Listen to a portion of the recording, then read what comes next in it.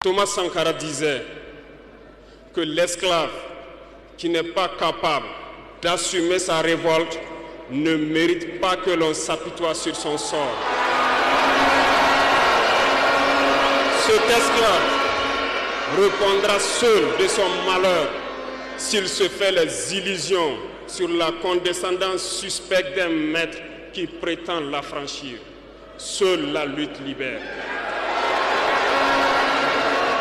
Et je m'en vais vous dire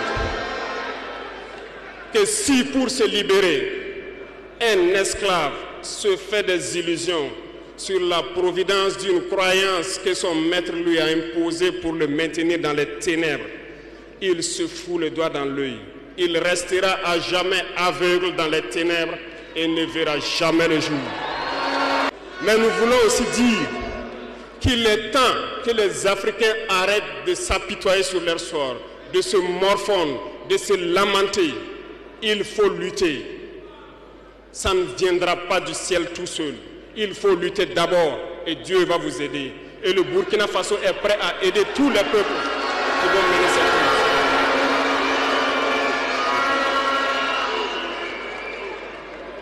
Dites-leur à tous ces peuples qui se battent, il est temps qu'ils disent la vérité à leurs dirigeants.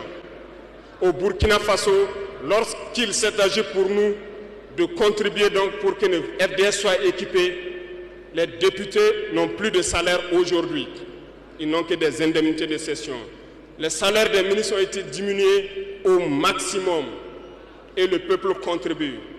Vous ne pouvez pas lutter et vouloir que les dirigeants soient dans un luxe insultant. Les peuples doivent se réveiller et exiger cela de leurs dirigeants.